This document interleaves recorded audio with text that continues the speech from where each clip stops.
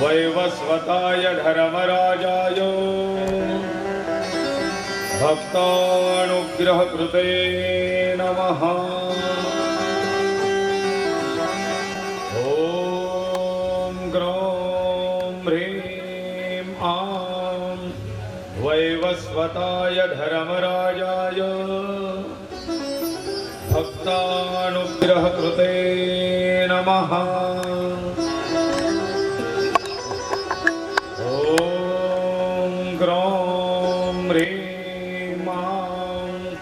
वैवस्वताय धर्मराजाय भक्तानुग्रहकृते नमः।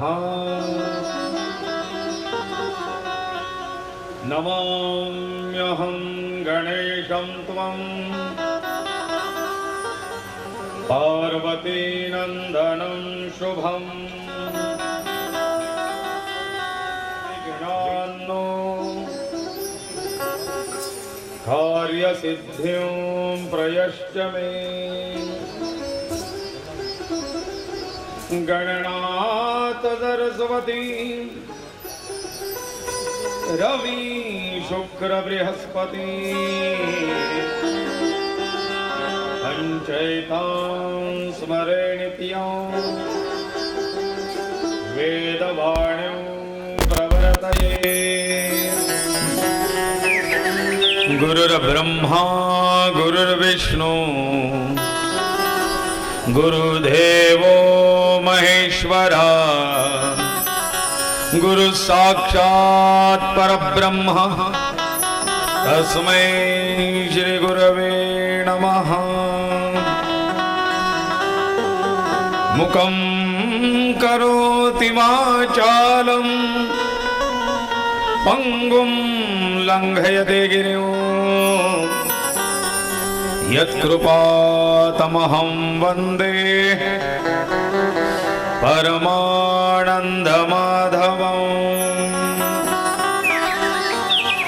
अतसि पुष्पसङ्काशं पीतनिर्मलवाससं ये नमस्यन्ति गोविन्दं न तेषां विद्यते भयम् नारायणं सहस्राक्षं पद्मनाभः पुरातनं प्रणतोऽस्मि वृषिकेशं किं मे मृत्यु करिष्यति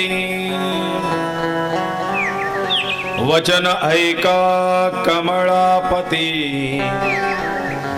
माझे रंकाच विनंती कर जोडितो कथे काळी आपण असावे जवळी नमस्यामि हरिं रुद्रं ब्रह्माणं जगणाधिपं देवीं सरस्वतीं चैव मनोवाक्कर्मभिः सदा गोपाल कृष्ण भगवान की श्री गणेशाय नमः श्री सरस्वत्यै नमः श्री गुरुभ्यो नमः तप्यतु गुरुचरण कमलेभ्यो नमः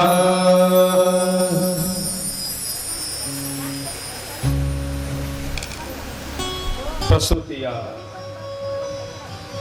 जीवात्म्याची कथा अर्थात कर्माचा सिद्धांत या कथेच्या अंगभूत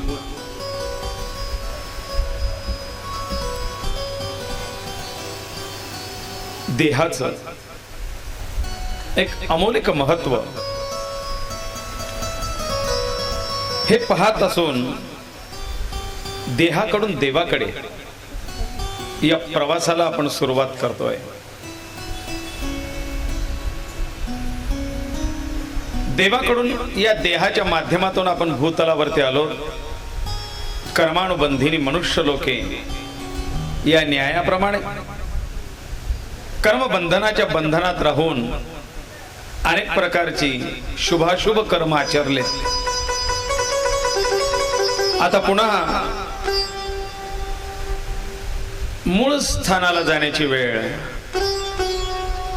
जाते माहेराला बाई मी जाते माहेराला माझ्या मूळच्या घराला बाई मी जाते माहेराला. मूळ घर जीवाचा प्रवास त्या शिवाकडे.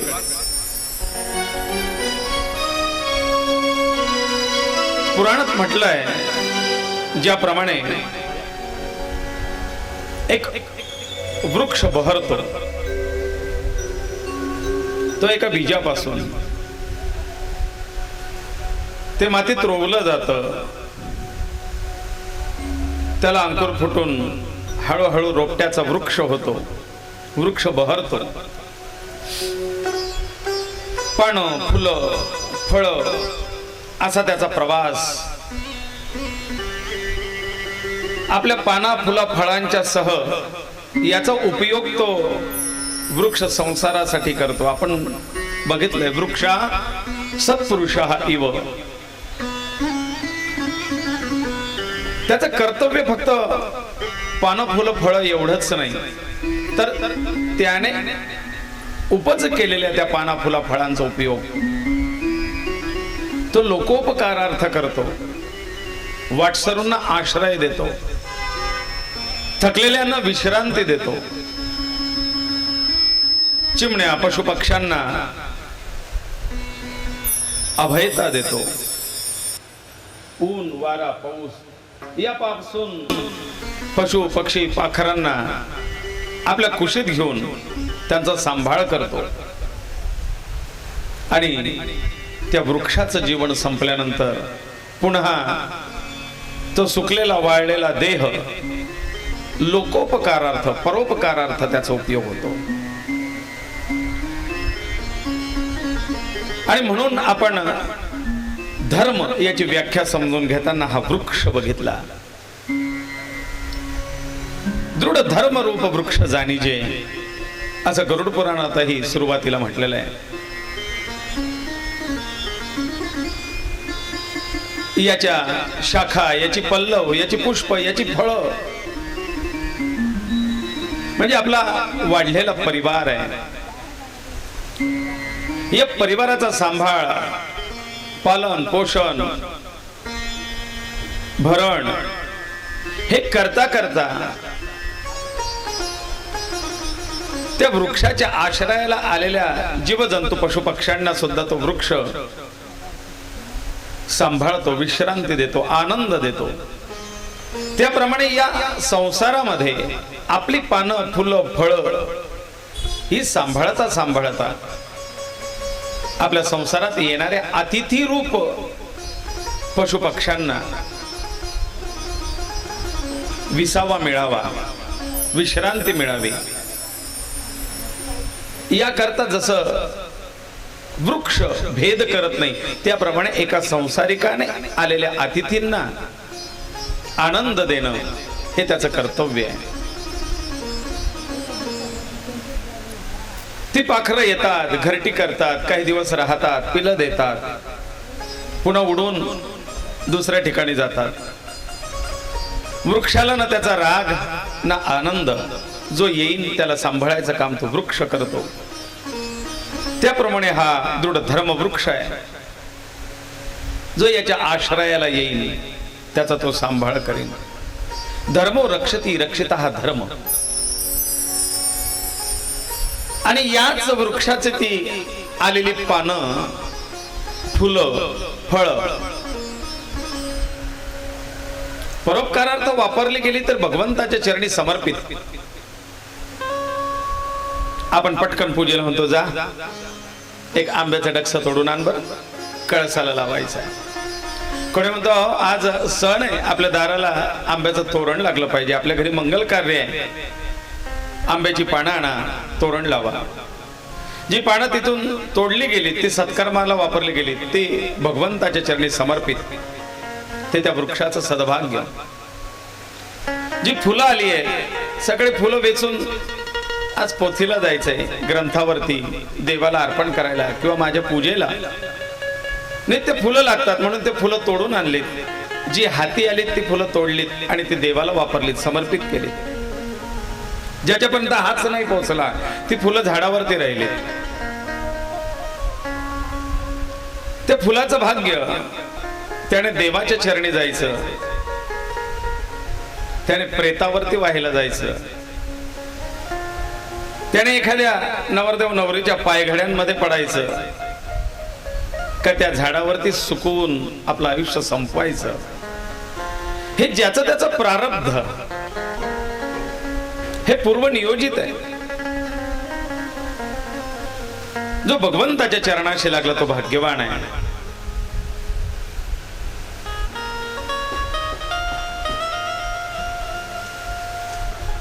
देवाच्या पायरीला जरी लागला तरी तो दगड वंदनीय होतो, कारण देवाच्या दर्शनाला जाण्यापूर्वी लोक पायरीवर डोकं टेकतात. हे त्या पायरीचं, देवाचं किंवा मंदिराचा नमस्कार नाही, हा त्या दगडाचा नमस्कार आहे. बाबा रे, तू भाग्यवान आहेस, देवाच्या कार्यात तुझा उपयोग झाला, आमच्या नशिबी तेवढं पण नाही. देवाच्या पायरीचा दगड होणं हे सुद्धा भाग्य आहे. आणि म्हणून जी फुलं किंवा जी फळं झाडावरती पशुपक्ष्यांनी खाल्ली ते त्यांचं भाग्य, काहीतरी परोपकारार्थ आलं. पण काही फळं त्या झाडावरतीच खराब होतात, कुजतात, सडतात आणि नंतर त्या देठापासून गळून पडतात. पडलं तरी ते फळ कुठे पडतं? जमिनीवर. पण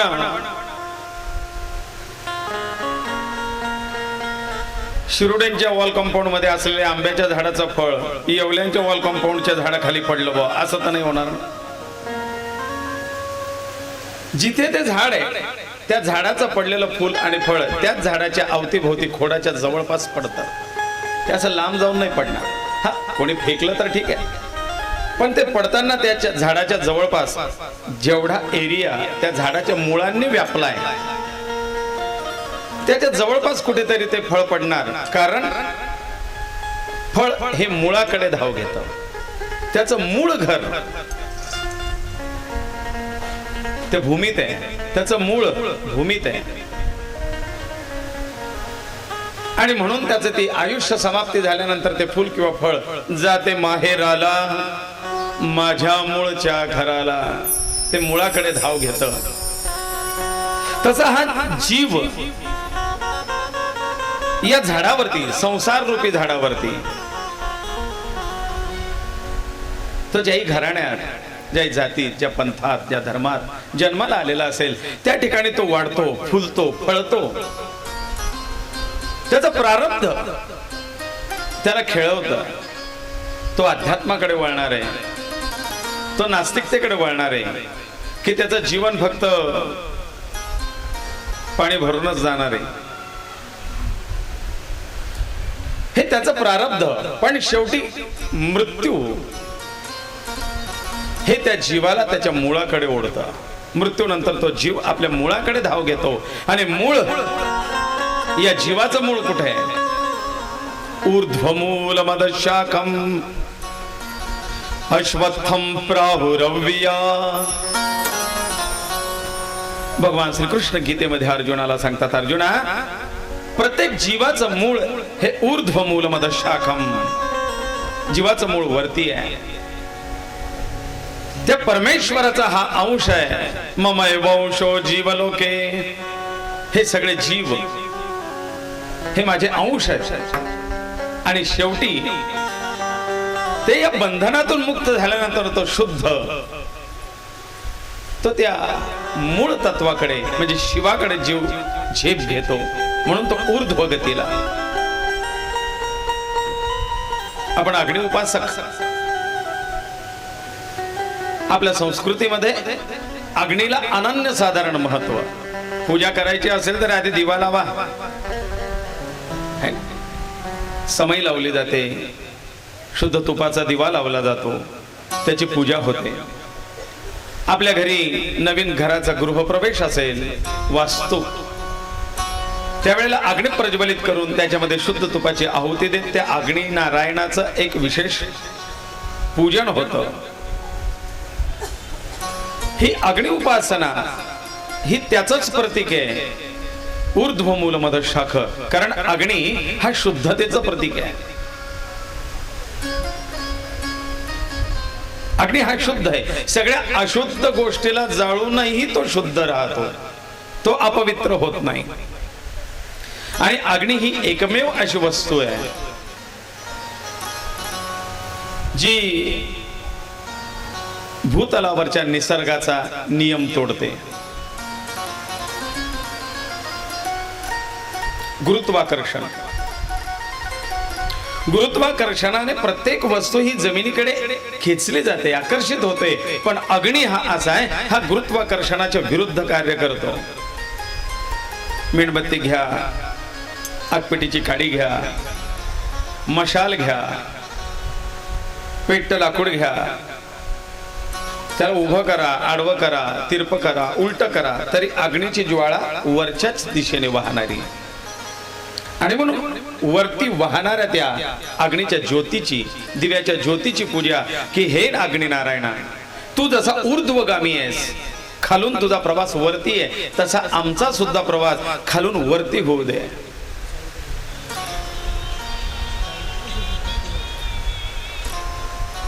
उत्थान व्हावं या जीवनाचं, अधोगतीला जाऊ नये. ऊर्ध्वगती, उत्तम गती, उत्तरोत्तर प्रगती व्हावी अशी प्रत्येकाची इच्छा. तिमिरातुनी तेजाकडे प्रभुवा मुचाने जीवना, सर्वात्मका शिवसुंदरा स्वीकारया अभिवादना. काय कर, या अंधकारमय या जीवनातून प्रकाशाकडे आमची वाटचाल होऊ दे.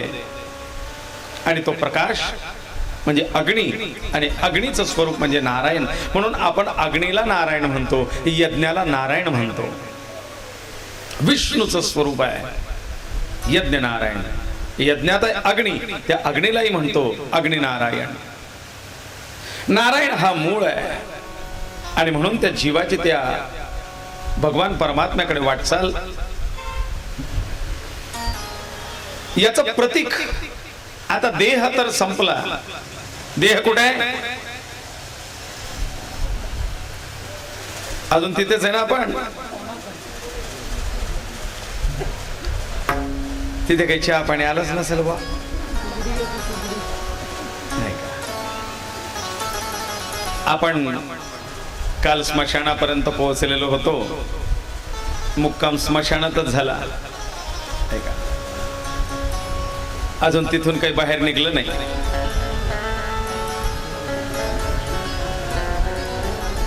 आता व्यावहारिक काही प्रोसेस पूर्ण कराव्या लागतात स्मशानात गेल्यानंतर. शास्त्राच्या व्यतिरिक्त मृत्यूची नोंद.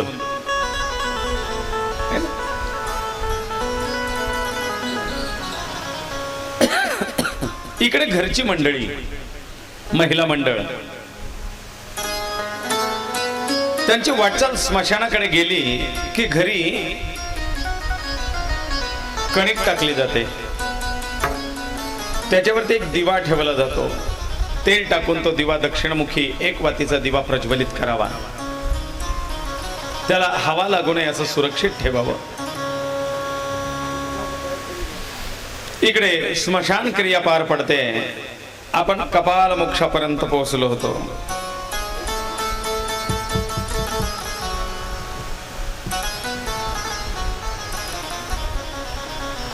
स्मशानातून बाहेर निघताना किंवा घरी येताना सूतक असलेल्या लोकांनी निंबाच्या झाडाची काही पानं तोडून ती चावून खावीत. चावावे निंबपत्र. पुराणात स्पष्ट उल्लेख आहे निंबपत्राचा. का? शास्त्र आणि विज्ञान दोघेही आहेत. एक प्रेताच्या संपर्कात आल्यामुळे प्रेतावरती असलेला बॅड बॅक्टेरिया, वाईट जंतू संसर्ग, त्याचा रोग प्रादुर्भाव आपल्याला होऊ नये म्हणून हे अँटीबायोटिक, रोगनाशक, ते निंबपत्र चावावेत म्हणजे शरीराला काही बाधा होत नाही. आणि दुसरं असं की आता इथून तुम्हाला सूतक आहे आणि सूतक असल्यामुळे ते सूतकाचं कडू घास, कडतोंड, सूतकाचं तोंड कडू असतं बा असा एक व्यवहार म्हटला जातो. तर ते कडू तोंड करणे म्हणजे निंबपत्र चावणे. आता इथून काही बंधन आहेत. घरी आल्यानंतर घराच्या बाहेर स्नान करावं, ती वस्त्र बाहेर टाकावीत, नवीन वस्त्र म्हणजे दुसरे वस्त्र परिधान करून आत प्रवेश करावा, तो मांडलेला दिवा आहे त्याला नमस्कार करावा आणि मग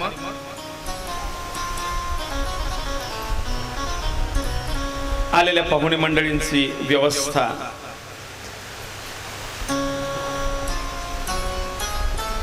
पूर्वी या पाहुणे मंडळींच्या व्यवस्थेकरता काय ठेवलं जायचं?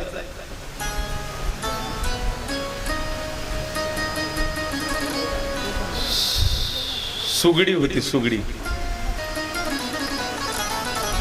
त्याच्यानंतर निघाला तो मुरमुरे. आता करतात पिठलं भाकरी, पिठलं पोळ्या,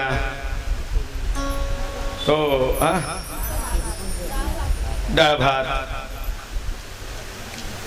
आता ही पद्धती निघाली, पण पूर्वी सुगडी किंवा त्या मुरमुरे, डाळ्या मुरमुरे दिले जायचे. का?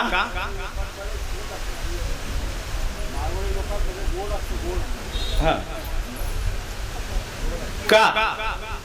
मग ते काय पदार्थ ठेवायचा किंवा काय पदार्थ पाहिजे, योग्य अयोग्य, त्याचं कारण जाणू. आलेल्या व्यक्तींमध्ये बरीच मंडळी असेही असते घरचं अन्न चालत नाही, पण ते लांबून आलेले आहेत. पूर्वी काही अशा हॉटेल, गल्ली परत आणि घर परत हॉटेल नव्हत्या, खानावळी नव्हत्या, मेस नव्हत्या आणि घेऊन खाण्यासारखी परिस्थिती असायची नाही किंवा लगेच जाण्याची व्यवस्था, वाहन तेवढे नव्हते. मग या लोकांची गैरसोय होऊ नये, त्यांचा नियम तुटू नये म्हणून सुगडी किंवा ते डाळ्या मुरमुरे हे कोरडं अन्न आहे, यातला सूतकाचा दोष नाही आणि म्हणून ते कोरडं अन्न सोबत द्यायचे किंवा ते घासभर खायचे, पोटाला आधार. ते झाल्यानंतर व्याही मंडळी, मामांकडची मंडळी वगैरे काही अशी अधिकारी मंडळी किंवा मग शेजारची लोक, आपल्या स्नेहाची लोक, आपल्या प्रेमाची लोक, त्या घरच्या लोकांची व्यवस्था करतात.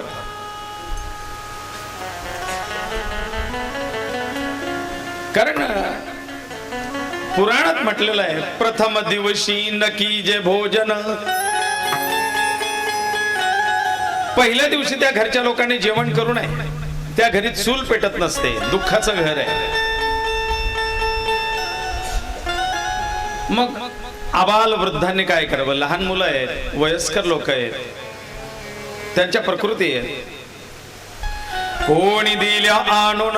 मग पुढचा टप्पा सांगितल्या, घरी चूल पेटवू नये, पण कोणी आणून दिलं तर ते भक्षण करावं, ते खावं. म्हणून मग शेजारची मंडळी किंवा आपले स्नेही प्रेमीजन आपल्या घरून ते बनवून आणायचे आणि हे सांगायचे, आज आमच्याकडचं एवढं जेवण घ्या. कोणी चहा आणून द्यायचं, कोणी भोजन आणून देतं किंवा मग पाहुणे मंडळी जी येतात ती 5-50 रुपये देतात, आज आमच्याकडची खिचडी जेवण. दुःखाचं त्याला म्हणतात. ज्यांना माहिती आहे ती ही रीती चालते. मला आठवतं आमच्या आईंच्या वेळेलाही अमृतकर वहिनींकडनं, शिरोडे अण्णांकडनं त्यांच्याकडचाही डबा आला होता. ते सांगायचे, 10 दिवस तुम्ही घरी काही करू नका. एवढं नाही चालणार, घरी पाहुणे मंडळी. आणि त्यांनी म्हटले, असू द्या ना, किती पाहुणे आले तरी आम्हाला सांगा किती लोक आहेत, फक्त सकाळी फोन करून द्यायचा, आम्ही सगळं पाठवत जाऊ. 10 दिवस तुम्ही घरी काही करू नका. पहिल्या दिवशी नकी जे भोजन, कोणी दिल्या आणून, अथवा विकत घेऊन अलवण भोजन करावे.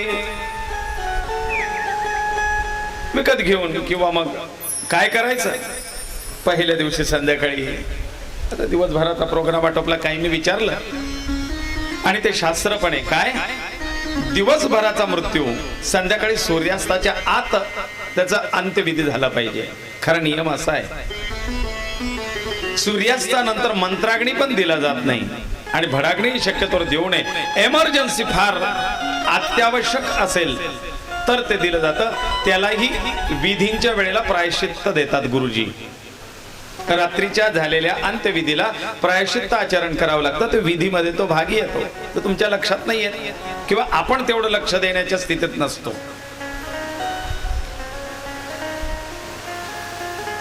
रात्र ओलांडून गेली प्रेताला. आजचा मृत्यू, दुसऱ्या दिवशी संस्कार. तर आजचा भात उद्या ताजा राहील का? त्याला शिळ म्हटलं जाईल. तसं हे शव प्रेत याला सुद्धा शिळ प्रेत म्हटलं जातं. याला पर्युषित प्रेत म्हणजे शिळ याचा दोष लागतो. त्या अंत्यसंस्काराला सुद्धा दोष आहे. त्याच्यासाठी सुद्धा प्रायश्चित्त अंत्यविधीमध्ये घेतलं जातं. का? जो आपण अग्निदाह संस्कार करतोय, या संस्काराला शास्त्रात एक नाव आहे. कारण हा संस्कार 16 संस्कारांमध्ये येतो. गर्भधान संस्कारापासून हा 16वा संस्कार, याला अंत्येष्टी असं म्हणतात. अंत्य इष्टी, इष्टी म्हणजे यज्ञ, अंत्य म्हणजे शेवटचा. हा शेवटचा यज्ञ आहे. आणि या यज्ञामध्ये आहुती ही या देहाची आहे. आणि म्हणून मी काल सांगितलंय, त्या चितेवरती ठेवलेल्या प्रेताला तूप लावलं जातं, गाईचं तूप. का? कारण जसं आपण यज्ञामध्ये तुपाची आहुती, समिधा, एक विशिष्ट प्रकारच्या त्या वृक्षांच्या समिधा काड्या त्या तुपात बुडवून त्याची आहुती टाकतो. इदम अग्नये इदं मम, हे अग्नीला अर्पण, हे विष्णूला अर्पण, हे शिवाला अर्पण. त्याप्रमाणे या देहाची आहुती तूप लावून अग्नीमध्ये तो देह समर्पित करणे हा देवाचा आहे. आता याच्यावरती माझा अधिकार नाही, आमचा अधिकार नाही या देहावरती. कारण देवे दिला, देवे दिला देह भजना भामटा, गोमटा. पण भोजना भामटाच म्हणावा लागेल. हा जर नुसतं भोजन करत असेल आयुष्यभर, तर भजन करेल तर गोमटा देह, आणि फक्त भोजन करेल तर भामटा देह.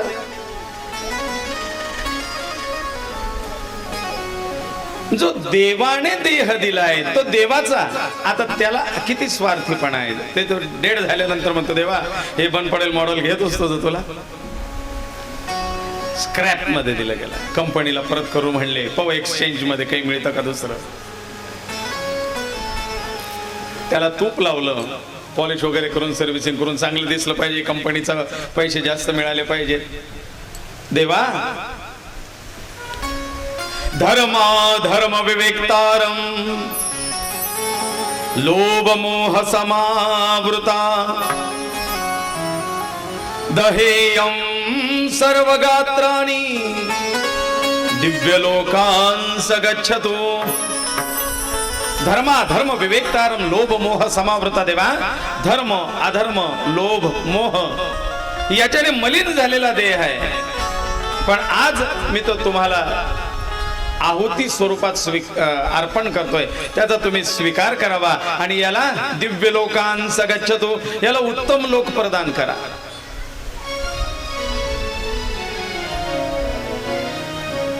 आहुती त्या देहाची अग्नीला समर्पित करणे पूर्वीची एक पद्धत होती. आता ते भांडे पण नाही. एक लांब दांडी टोकर असायचा, त्याला फाडून पुढे असे तिरफाळायचे, त्याच्यात एक तांब्या बांधायचा, त्याच्यात तूप भरायचं आणि त्याची आहुती त्या प्रेतावरती टाकायची. ही शास्त्रीय पद्धत. जशी आपण यज्ञात त्या पळीने तूप टाकतोय, त्याप्रमाणे हे बांबूच्या पळीने प्रेतावरती तुपाची आहुती. इदम अग्नये इदं मम देवा, ही आहुती तुला अर्पण. हा यज्ञ आहे. मग या यज्ञात कालचा झालेला मृत्यू, त्याला जंतू संसर्ग झाला, रात्रभराचं शिळ प्रेत झालं आणि मग ती यज्ञात आहुती देणं कितपत योग्य आहे. आणि म्हणून त्याचा दोष आहे. याकरताही प्रायश्चित्त विधान आहे. जी आपण 11व्याची विधी करतो, या 11व्याच्या विधीमध्ये सगळा हा प्रकार आहे. कुठले कुठले प्रायश्चित्त, त्याच्या मरणात कोणकोणते दोष आहेत, काय 11वं, 10व्या दिवशी 10वं झाल्यानंतर 11व्या दिवशी काय येतं. 11वा दिवस हा सगळा प्रायश्चित्तांकरता राखीव दिवस आहे.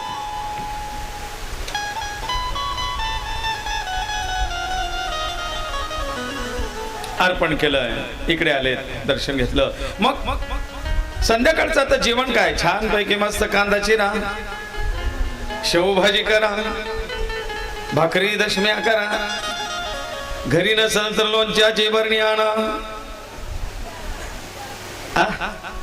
असं आहे का? पुराण सांगताय अलवणान्न भोजन कीजे, बिना मिठाचे बेचव आळणी पदार्थ त्या दिवशी खावे. म्हणजे पोट भरण्याकरता खायचंय, चवी करता खायचं नाही, पोट भरण्याकरता फक्त खायचंय. त्या दिवशीच खऱ्या अर्थाने जो मसाले भात, काही ठिकाणी मसाले भात करतात, कोणी ते दुःखाची खिचडी म्हणतात, कोणी ते पिठलं म्हणतात. पिठल्यात सुद्धा हळद टाकत नाही, खिचडी सुद्धा हळद टाकत नाही, ती पांढरी असते. इतर वेळेला केलेल्या पांढऱ्या खिचडीला काय ते सुतकाची करून ठेवली, हळदही टाकले नाही.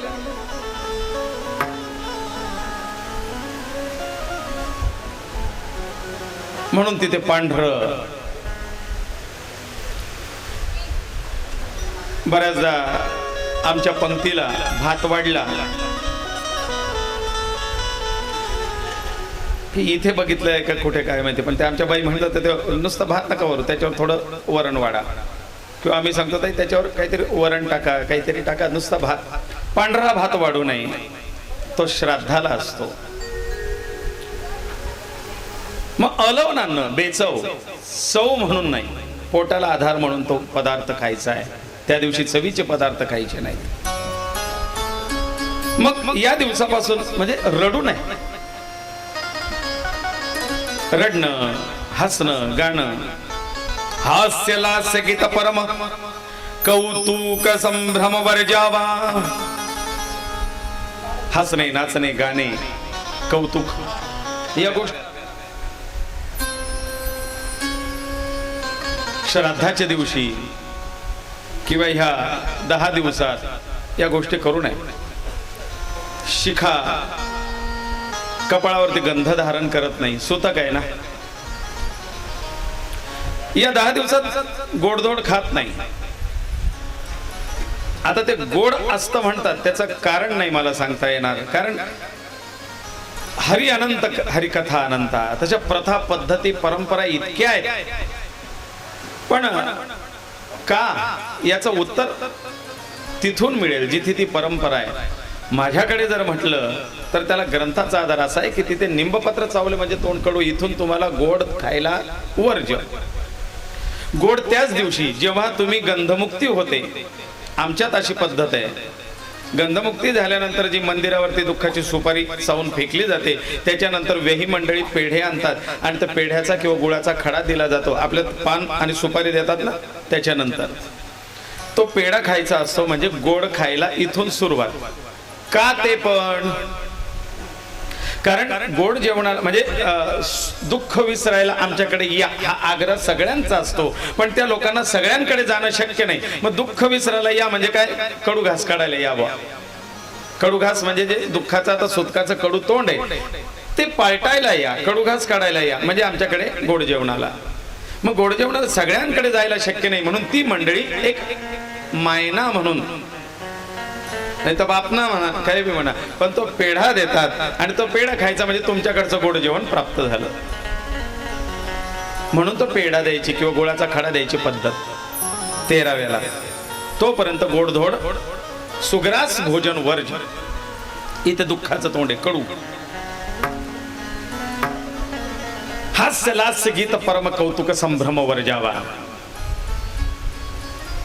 इथून आता ती व्यक्ती कोणाचा काका आहे, मामा आहे, आत्या आहे, मावशी आहे, भाऊ आहे, बहीण आहे, मुलगा आहे, वडील आहे, आई आहे, जे काही त्याचं नातं असेल, ते पती असेल, पत्नी असेल, ते नातं आता कायमस्वरूपीच सुटलं. ती जागा कोणी भरणार नाही. आणि म्हणून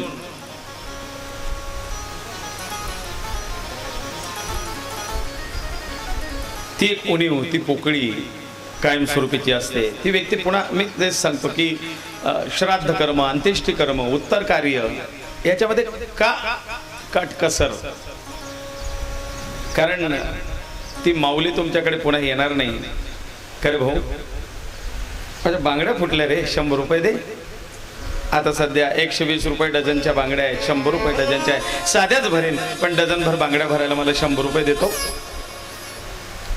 200 रुपये ब्लाऊजची शिलाई द्यायची आहे, 200 रुपये दे ना. मागायला ती येणार नाही किंवा ते वडील येणार नाही, तो भाऊ येणार नाही, ती बहीण येणार नाही, तो मुलगा येणार नाही. तो संबंधच संपला, ते नातच संपलं, तिथून तो ऋण संपला. आणि म्हणून त्या वेळेला ती अवस्था भगवंताला असं म्हणावंसं वाटतं, देवा चंदन तो तूने पोछ दिया, उसका सुगंध अभी बाकी है. संबंध तो तूने तोड़ दिए लेकिन ऋणानुबंध अभी बाकी है.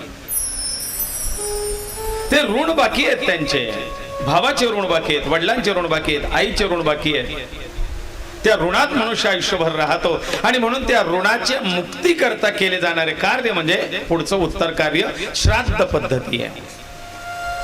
या श्राद्ध पद्धती 3 प्रकारच्या सांगितलेल्या आहेत पुराणात. एक नवश्राद्ध, एक नवमिश्र श्राद्ध आणि पुराण श्राद्ध.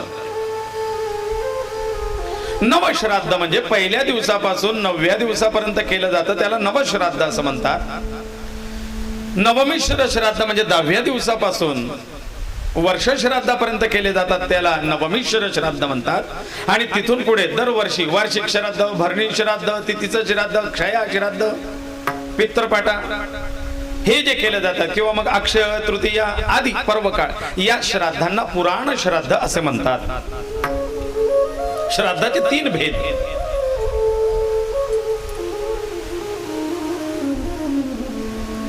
पहिला दिवस जेमतेम आटोपला, पुढची तयारी आहे, तिसऱ्याचा आहे का हो वेळ दिली का, पत्रिका स्मशानातच वाटल्या गेल्या. कधी येतोय तिसरा दिवस? मंगळवारी. मग गुरुजी सांगतात जर विचारलं तर मंगळवार चालणार नाही, कारण शनिवार आणि मंगळवार रक्षा विसर्जनाला म्हणजे तिसऱ्या दिवसाला, खारीला, सारीला किंवा आपल्याकडे काय म्हणतात आणखी सावटणं, असे वेगवेगळे नाव आहेत. उठावना, त्याला मंगळवार. तसं पंचांगामध्ये मंगळवार, रविवार आणि शनिवार ही वार सांगितलेली आहे.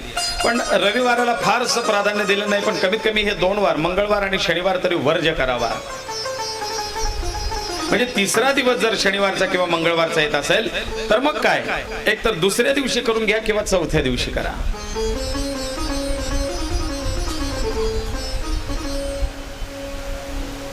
त्याला अपवाद झाला कोरोना या कालावधीमध्ये, लगेच सकाळी टाकलेलं संध्याकाळी उचलावं लागलं.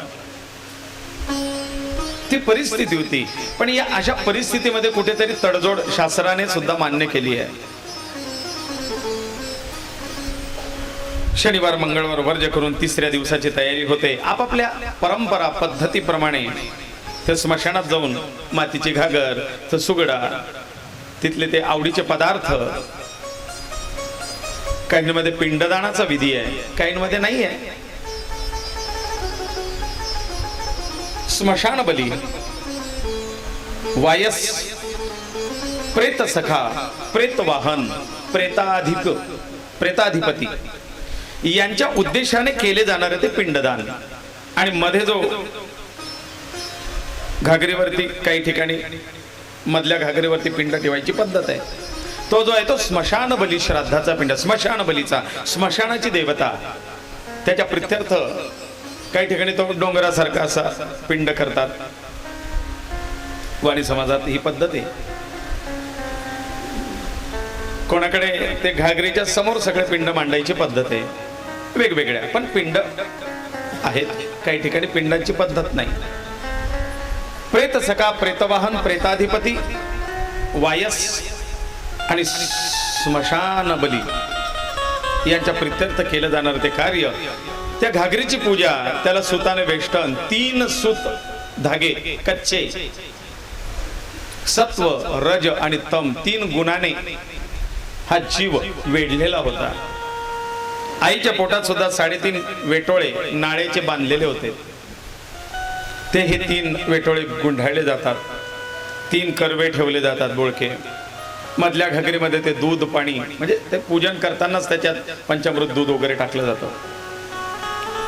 ते सगळं पूजन इकडे त्या चितेवरती जी रक्षा आहे त्याच्यावरती शेण, गोमूत्र, गाईचं दूध, गाईचं दही, गाईचं तूप, पंचगव्य तयार करून त्याचा सडा शिंपडला जातो.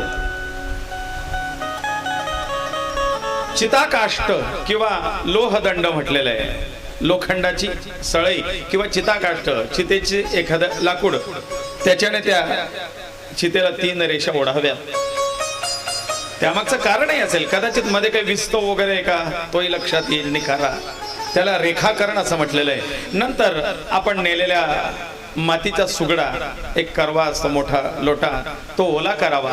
आर्द्र मृणमय पात्र ते ओलं करावं. डोक्यापासून पायापर्यंत चांगले चांगले दृढ असे अस्थिखंड ते त्या ओल्या पात्रात जमा करावेत. 5, 7, 10 हार झालेत. 5 डोक्याचे, खांद्याचे, छातीचे, कमरेचं, पायाचं. बाकी सगळी रक्षा पोतळीत भरली जाते. आपण म्हणतो 3.5 मुठी ती सगळी रक्षा विसर्जनाकरता तयार, त्याला गसोड्या बांधू नये. आता त्या अस्थि आणि कालचा जीव खडा, त्याचं पूजन आहे, त्याला तिलोदक आहे. अस्थिची शुद्धी आहे, शेणा गोमूत्राने, दया दुधाने त्या पुन्हा सांभाळून ठेवल्या जातात. आता गरुड पुराणात पूर्वीची परंपरा दिलेली आहे. पूर्वी लगेच काशी, नाशिक, प्रयाग जाणं शक्य नसायचं. लोकांना वाहन व्यवस्था नव्हती.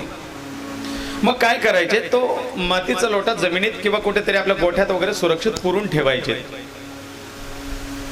किंवा मग उंच झाडाला, खुंटीला असं टांगून ठेवायचे. पण आजकाल लगेच व्यवस्था आहे. गरुड पुराण असं सांगतं की या अस्थि 10 दिवसापर्यंत जर विसर्जन केलं तर याला कुठलाही दिवस आणि मुहूर्त पाहण्याची आवश्यकता नाही.